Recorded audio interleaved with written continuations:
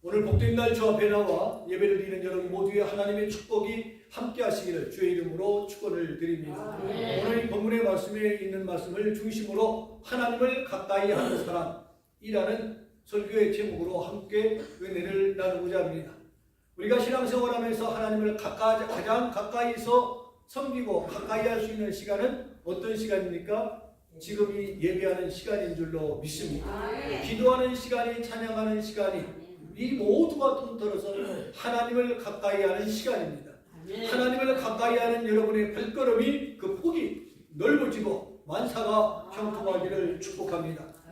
오늘 이 말씀을 중심으로 하나님을 가까이 하는 사람이라는 오늘 본문에 있는 말씀 그대로를 설교 제목으로 삼아 함께 은혜를 나누고자 합니다. 스웨덴 스톨로리에 가면은 로댕의 문화생이었던 조각가 밀레 조각 공원이 있습니다. 1900년대에 들어서면서 스웨덴 사람들의 신앙이 세속화되기 시작했습니다. 신앙이 세속화되어지자 사방에서 예수님의 십자가상이 버려지기 시작했던 것입니다. 그들이 그리스도의 고난과 십자가를 소홀하게 취급했다는 증거가 무엇이냐? 예수님의 십자가를 값어치 없게 길바닥이든지 이곳저곳에 무조건 내버려집니다. 밀레스는 그 십자가 상대를 수집하여 자기가 만든 조각공원에다가 모두 전시해 두었습니다. 밀레스의 조각공원을 찾는 모든 사람들이 여기저기에 예수님의 십자가를 발견하고 그들의 마음이 어떻겠어요? 자신도 모르는 사이에 숙연한 마음을 가다듬게 되어졌다 했습니다. 그렇게 스웨덴에 있는 버려져 있는 모든 십자가를 자기 공원에 다 두고 그가 마지막으로 죽으면서 유언을 남깁니다. 내 무덤에 꺼지지 않는 촛불을 켜주고 시들지 않는 꽃을 꽂아달라라고 유언을 남기고 세상을 떠났습니다. 그래서 그 유언대로 그 무덤엔 언제나 촛불이 켜져 있고 장미꽃이 있다고 합니다. 그림이나 조각의 경우도 음란하고 문란한 것들을 탐하고 즐기다 보면은 사람의 마음이 그쪽으로 기울게 됩니다만 뜻있고 경건한 작품을 접하고 감상하다 보면은 정서의 순환은 물론 신앙에도 큰 도움이 되어지는 것입니다. 오늘 본문은 우리에게 꼭 필요한 몇 가지 교훈을 주고 있습니다. 오늘 본문 8절에 보면 뭐라고 말씀하고 있습니까? 하나님을 가까이 하라 그리하면 너희를 가까이 하시리라 말씀하고 있습니다. 우리 본문에서 하나님을 가까이 하는 사람은 어떤 사람이고 그 결과는 무엇이고 또 그분을 어떻게 찾을 수 있는가라는 것을 말씀해 주고 있습니다. 아담과 하와는 하나님을 날마다 가까이 하며 살았습니다. 그러나 범죄 이후로 하나님을 멀리하기 시작했습니다. 하나님을 멀리하는 것은 곧 불행의 원인이 된다는 것을 우리는 명심해야 할 것입니다. 그 불행의 결과가 오늘 저와 여러분의 모습인 것입니다. 죄라는 담벽으로 하나님과 나와의 관계가 단절되어짐으로 인하여 애꿎은 누가 죽게 됐어요? 예수님이 그 관계를 회복시켜 주시기 위해서 십자가에 못 박혀 죽어야만 했다라는 것입니다. 첫째로 하나님을 가까이 하는 사람은 늘 겸손합니다. 오늘 본문 6절 보겠습니다. 영상 바로바로 띄워주시기 바랍니다. 본문이니까요. 더욱 큰 은혜를 주시나니 그러므로 일렀으되 하나님이 교만한 자를 부르시고 겸손한 자에게 무엇을 주신다고요? 은혜를 주신다라고 말씀하고 있습니다. 그리고 10절을 보면 주 앞에서 낮추라 그리하면 주께서 너희를 높이시리라고 말씀하여 주셨습니다. 우리가 하나님의 은혜를 받았을 때 나타나는 몇 가지 증거가 있습니다. 첫째, 기쁨이 넘칩니다. 스스로 여러분의 마음을, 여러분의 생각을 진단해 보시기 바랍니다. 정말 나는 하나님의 은혜를 받고 오늘을 살아가고 오늘 이 예배에 임하고 있는가 생각해 보시기 바랍니다. 첫째는 뭐가 넘쳐요? 기쁨이 넘치는 것입니다. 둘째는 마음이 평안합니다. 세 번째는 감격스럽습니다. 네 번째는 감사하게 됩니다. 다섯 번째는 충성합니다. 여섯 번째는 너그러워집니다. 너구리가 너그러워지는 것이 아니라 우리의 마음이 너그러워진다라는 것입니다. 일곱 번째는 겸손해집니다. 그리고 더 큰 은혜를 받으려면 자신을 낮추고 겸손하라고 성경은 말씀하고 있습니다. 우리는 바울의 겸손을 생각해 볼 필요가 그는 전통 유대인이며 베냐민 지파의 후손입니다. 또 또한 율법학자였고 로마 시민권자였습니다. 그러한 그가 자신을 뭐라고 표현했습니까? 나는 종입니다. 만삭되지 못한 자입니다. 작은 자입니다. 죄인 중에 괴수입니다라고 스스로를 표현했습니다. 내가 높은 줄로만 알았는데 하나님의 은혜를 받고 보니, 예수님을 만나고 보니 내가 얼마나 작은 자인 것을 이제야 깨달았습니다. 더 중요한 것은 그는 종 출신도 아니었고 인큐베이터 신세를 진 일도 없고 교도소 신세를 진 일도 없습니다. 그야말로 지극히 정상적인 사람입니다. 그리고 더 중요한 것은 단 한 번도 주님께서 바울에게 너는 죄인이며 미수가이며 만삭되지 못한 자라고 지적한 적도 없습니다. 주님은 어떠했습니까? 빌립보서 2장에 보면은 하늘에서 땅에까지 낮아지셨고 죽기까지 복종하셨고 결국은 자신을 십자가에 내어 죽기까지 내어 놓으셨다 했습니다. 한도 없이 끝도 없이 자신을 낮아지셨습니다. 그러나 그 다음이 더 중요합니다. 빌립보서 2장 9절에 보니 하나님이 그를 지극히 높은 모든 이름 위에 뛰어난 이름을 주셨다고 했고 10절을 보면은 하늘에 있는 자들과 땅에 있는 자들과 땅 아래에 있는 자들로 모두 무릎을 예수의 이름에 꿇게 하셨다라고 말씀하고 있습니다. 11절을 보니 모든 입으로 예수 그리스도를 주라 시인하여 하나님 아버지께 영광을 돌리게 하셨다라고 말씀하고 있습니다. 자기가 낮아지시니 다른 사람들이 세워주고 높여 주셨다고 말씀합니다. 또한 빌립보서 2장 7절을 보니까 종의 형체를 가졌다고 했습니다. 11절에서는 주라 시인하였다고 했습니다. 종이 되기까지 낮추신 예수님이 뭐가 되셨어요? 우리의 주가 되셨다는 사실입니다. 우리는 지위가 높아지면 높아질수록 겸손해야 할 줄로 믿습니다. 수입이 많아지면 많아질수록 생활이 넉넉해질수록 겸손해져야 할 줄로 믿습니다. 예수 믿는 연륜이 쌓이고 경력이 높아지더라도 낮아지실 줄 알아야 될 줄로 믿습니다. 이민 생활의 연조가 깊어졌다 할지라도 폼내지 말고 낮아져야 할 줄로 믿습니다. 나이가 많아져다 할지라도 겸손해야 할 줄로 믿습니다. 둘째로 하나님을 가까이 하는 사람은 마귀를 이길 수 있다 했어요. 본문 7절을 보면은요, 너희는 하나님께 복종할지어다 마귀를 대적하라. 그리하면 너희를 피하리라. 전 세계 복음주의자들과 영적 지도자들의 영적 전쟁에 대하여 깊은 관심을 가지고 있을 뿐만 아니라 영적 전쟁에서 승리하기 위해서 끊임없이 영적 무장을 강조하고 있습니다. 영적 전쟁이 무엇입니까? 마귀와의 싸움인 것입니다. 마귀들과 싸울지라. 마귀와의 싸움이에요. 어떤 악조건이 나에게 주어졌을 때 이거는 하나님의 역사인가 마귀의 역사인가 분별력을 가지고 대처해 나가고 처신을 해야 할 것을 우리들에게 말씀해 주고 있는 것입니다. 그러기에 주님도 광야에서 시험 받을 때 마귀를 향하여 뭐라고 했습니까? 사탄아 물러가라. 마귀야 물러가라. 말씀한 것을 우리는 염두에 두어야 합니다. 오늘 본문에서 야고보 사도도 뭐라고 했어요? 마귀를 대적하라 했습니다. 그리고 베드로 사도도 뭐라고 했어요? 너희는 믿음을 굳게 하여 마귀를 대적하라고 베드로전서 5장 9절에 말씀하고 있는 것을 보게 되어집니다. 바울은 에베소 6장 11절에서 마귀의 관계를 능히 대적하기 위하여 하나님의 무엇을 입으라고요? 전신갑주를 입으라고 했습니다. 13절에서는 하나님의 전신갑주를 취하라. 이는 악한 날에 너희가 능히 대적하고 모든 일을 행한 후에 바로 서기 위함이다라고 말씀하고 있습니다. 우린 이런 말씀들 속에서 두 가지의 교훈을 발견할 수가 있습니다. 하나는 마귀는 대적해야 된다라는 것입니다. 마귀와의 싸움에서 협상이나 타협은 있을 수가 없는 것입니다. 이기느냐 지느냐만 있을 것입니다. 다른 하나는요, 하나님의 능력을 힘입어야 된다라는 것입니다. 왜요? 내 힘으로는 안 되기 때문에요. 내 힘만으로는 마귀를 이기지 못합니다. 하나님의 전신갑주를 입어야 내가 이겨 승리할 수가 있기 때문에 그렇습니다. 다시 말하면 하나님께서 주시는 능력과 권능을 받아야 마귀를 이길 수 있습니다. 하나님의 권능을 받으려면 어떻게 해야 된다고요? 하나님을 가까이 하라는 것입니다. 하나님을 가까이 하지 않고 하나님과 거리를 두고 사는 사람은 하나님의 능력 공급을 받을 수가 없는 것입니다. 그 결과 능력 부족으로 마귀에게 무릎을 꿇고 마는 것입니다. 나는 누구와 가까이 지내고 있는가 진단해 보시기 바랍니다. 마귀는 우리가 하나님께로부터 떠나기를 늘 학수고대하고 있습니다. 하나님과 가까워지면 가까워질수록 시기하고 질투하는 게 뭐냐? 마귀예요. 하나님과 멀어지면 마귀는 나 안 건드려요. 왜 안 건드려요?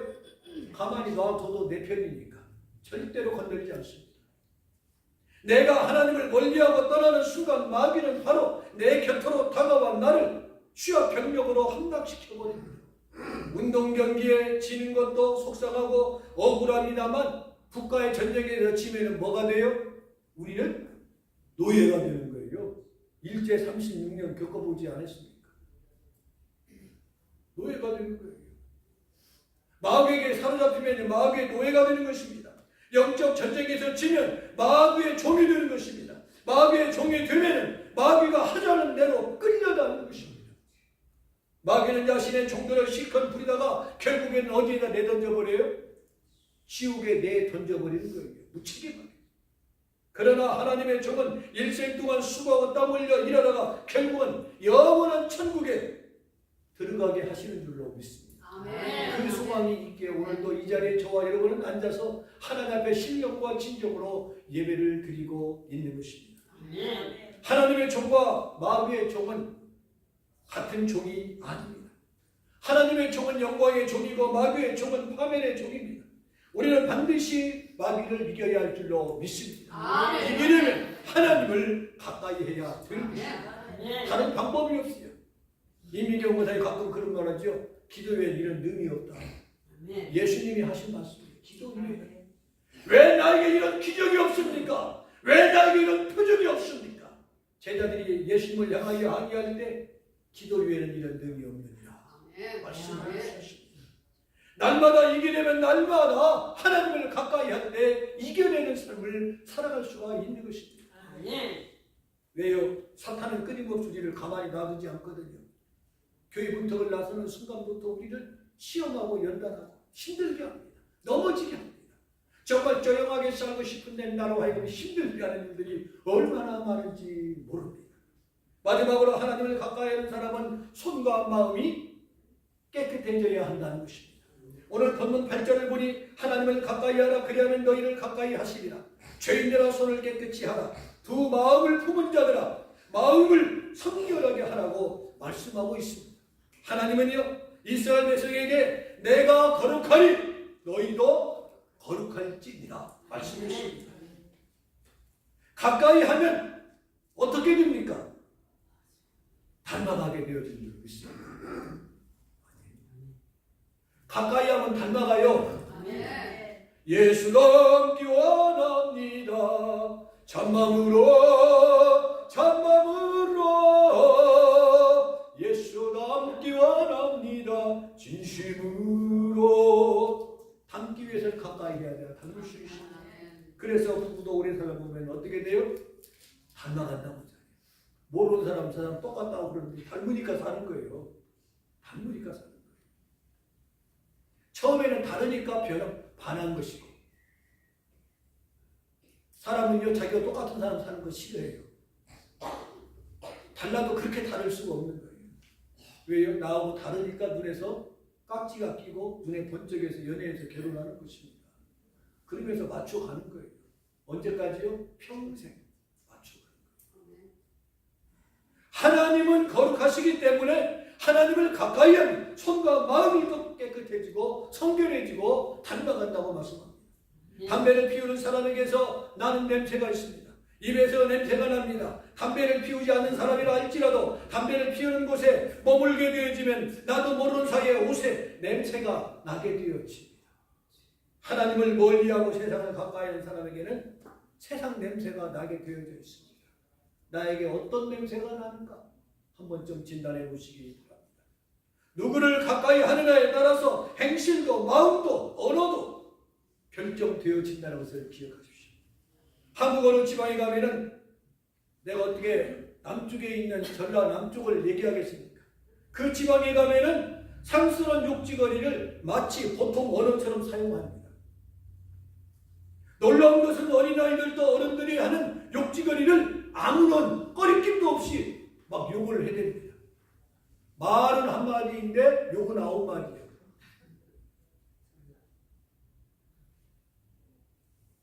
내가 어디라고는 절대 말하지 않겠어요. 우리 동네에도 욕쟁이가 있었어요. 건질말은 한마디인데 말은 욕은 9마디. 한마디 말을 하기 위해서 9마디 욕을 해야 그 다음 말이 나와. 그런데요, 그것이 생활 용어가 돼가지고 그렇게 해도 그냥 이상하게 들리지 않는 거예요.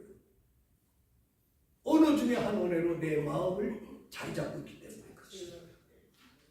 그것을 말해서 일단 집단 언어군이 형성되었다고 표현합니다. 우리 본문 발전을 주목해야 합니다. 하나님을 가까이 하라. 그리하면 너희를 깨끗하게 가까이 하시리라 했습니다. 구체적으로 하나님을 가까이 한다는 것은 몇 가지의 뜻이 있습니다. 첫째는요, 하나님을 사랑한다라는 것입니다. 사랑하면 가까이 하고 싶은 것입니다.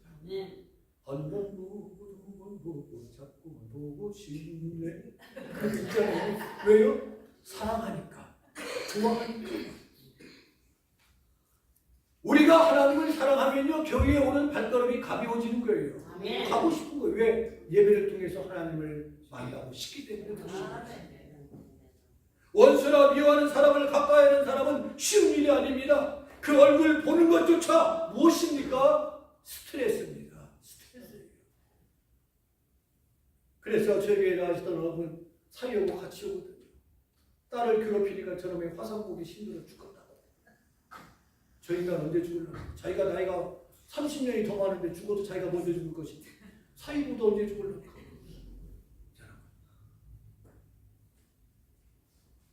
하나님은요, 사랑하는 사람을 더 보고 싶지만 미워하면 참 힘들어요. 하나님을 사랑하면 늘 가까이 하고 싶어집니다. 하나님을 사랑하는 여러분 되기를 축복합니다. 사람이 아니라 하나님을 사랑합니다. 신앙생활의 표준은 하나님입니다. 주님 보고 오는 거지 사람 보고 오지 마시고 갑니다. 저 보고 오는 것도 아니에요. 저도 사람인지라 사람의 냄새가 언제든지 풀풀 날 때도 있습니다. 저는 시대적으로 하나님 앞에 소품처럼 쓰임 받다가 하나님이 사역을 마무리할 것입니다. 여러분의 신앙생활의 표준이 하나님이시기를 진정 바랍니다. 사람을 보면 수없이 넘어질 수밖에 없고 신앙생활할 필요가 없는 것입니다. 왜 내 자녀들이 신앙생활을 포기합니까? 그 표준이 부모이기 때문에 그래요. 예수 믿는 우리 어머니 아버지가 이러기 때문에, 교회 가보니까 그러기 때문에 믿어야 할 필요성을 느끼지 못하는 것입니다. 오직 주님을 바라보고 주님을 가까이 하는 그 생활 습관이 저와 여러분에 있기를 진정 바랍니다. 두 번째, 순종하는 것입니다. 가까이 할수록 말이 잘 통하고 뜻이 맞기 때문입니다. 내가 하나님을 가까이 한다는 것은 그 말씀을 순종하는 것입니다. 성도가 목사를 가까이 한다는 것은 순종하고 따르는 것입니다. 사랑하면서 순종하지 않는다면 하나님을 사랑하는 것이 결코 아닙니다. 사랑하면 고치려고 노력을 해야 하는 것입니다. 사랑하면 미운 짓을 안 해야 되는 것입니다. 사랑한다고 하면서 미운 짓을 계속 반복해서 하면 하나님을 사랑하는 것이 아닙니다. 미안해로도 한동안이지 평생 미안해로 사는 것은 아름답지 못하는 것입니다. 잘난 척하며 사는 저와 여러분 되기를 주의 이름으로 축원합니다. 떳떳하게 살아야 잘난 척할 수가 있습니다. 마지막은 함께 있는 것입니다. 가까운 사람은 함께 살고 함께 일하고 함께 먹고 함께 즐기고 싶은 것입니다. 여행도 함께 하고 싶고 운동도 함께 하고 싶고 걱정도 함께 하고 싶은 것입니다. 우리가 하나님을 가까이 한다는 것은 하나님과 모든 것을 함께 하고 싶은 것입니다.